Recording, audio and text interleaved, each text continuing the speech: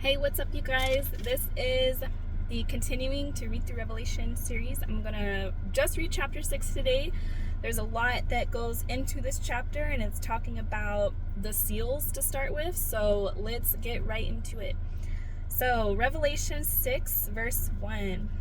And now I saw when the Lamb opened one of the seals, and I heard one of the four living creatures saying with a voice like thunder, "Come and see." And I looked, and behold, a white horse. He who sat on it had a bow, and a crown was given to him, and he went out conquering and to conquer. When he opened the second seal, I heard the second living creature saying, "Come and see." Another horse, fiery red, went out, and it was granted to the one who sat on it to take peace from the earth, and that people should kill one another, and there was given to him a great sword. When he opened the third seal, I heard the third living creature say, "Come and see." So I looked, and behold, a black horse, and he who sat on it had a pair of scales in his hand. And I heard a voice in the midst of the four living creatures saying, "A quart of wheat for a denarius, and 3 quarts of barley for a denarius, and do not harm the oil and the wine." When he opened the fourth seal, I heard the voice of the fourth living creature saying, "Come and see." And so I looked, and behold, a pale horse, and the name of him who sat on it was Death, and Hades followed with him. And power was given to them over a fourth of the earth to kill with sword, with hunger, with death, and by the beasts of the earth. When he opened the fifth seal, I saw under the altar the souls of those who had been slain for the word of God and for the testimony which they held. And they cried with a loud voice, saying, "How long, O Lord, holy and true, until you judge and avenge our blood on those who dwell on the earth?" Then a white robe was given to each of them, and it was said to them that they should rest a little while longer, until both the number of their fellow servants and their brethren, who would be killed as they were, was completed. I looked when he opened the sixth seal, and behold, there was a great earthquake, and the sun became black as sackcloth of hair, and the moon became like blood, and the stars of heaven fell to the earth, as a fig tree drops its late figs when it is shaken by a mighty wind. Then the sky receded as a scroll when it is rolled up, and every mountain and island was moved out of its place.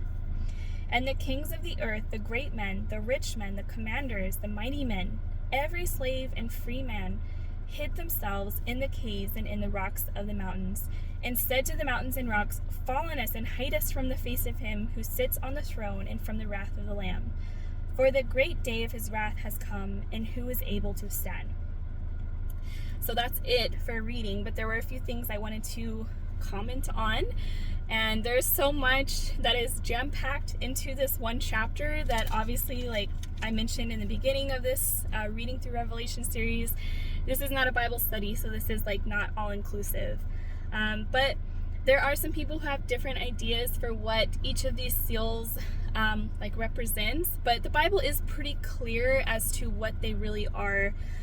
The first seal, where it is a white horse, and the person who sits on it has a bow, and a crown was given to him, and he went out conquering and to conquer. There are people who have different opinions about who this actually is, but this looks like it's very clearly the Antichrist, which Antichrist actually means like a imitator, imposter of Christ. So he looks like he has authority, right? He's sitting on a white horse, so it's kind of like he's representing himself as someone who is pure, and he is given a bow and a crown. So he is going out into the world to conquer, and so that we see that happening like during the tribulation period. That is what's going to happen. The Antichrist is going to conquer. Okay, so the second seal, this one is a fiery red horse. The one who sat on it was given the ability to take peace from the earth, that people should kill one another.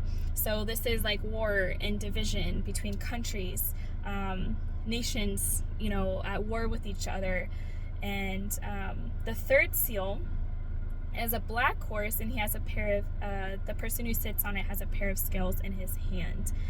So for this one, it's inflation for the most part. So he's saying here, a quart of wheat for a denarius, 3 quarts of barley for a denarius, but do not harm the oil and the wine. There's a lot more that goes into that as well. But for the most part, that's talking about inflation. So that will also happen during the tribulation period. The 4th seal is the pale horse, and the one who sits on it is death, and Hades follows him. So this one is obviously talking about death in general, that there's going to be a lot of widespread death all over the world. It says here, and power was given to them over 1/4 of the earth to kill with the sword, hunger, death, and by beasts of the earth. So this is death by multiple means in a nutshell. Okay, the 5th seal, this one's very interesting. It's like the cry of the martyrs. So you have people who are crying out, saying, "How long, O Lord, holy and true, until you judge and avenge our blood on those who dwell on the earth?" And a white robe was given to them, and they have to rest a little bit longer. And so this is actually talking about like the tribulation saints. This isn't talking about us Christians who are living in the world today, because this is happening during the tribulation, right? The seals that are being opened. So this is talking about those who have died for their testimony, for their faith in Jesus. Those are the tribulation saints. Those are the ones that have received that white robe and are told just to wait a little bit longer. And if you watched my Revelation 5 video, I talked about how the 24 elders are the church, and we are already in heaven before these seals are even opened. So you see a distinction between these two people groups there.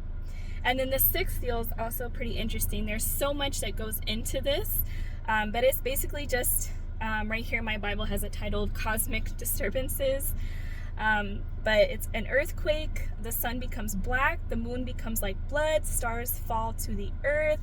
And then also what's interesting is at the end here, it says that the mighty men basically are hiding themselves in the rocks, in the mountains.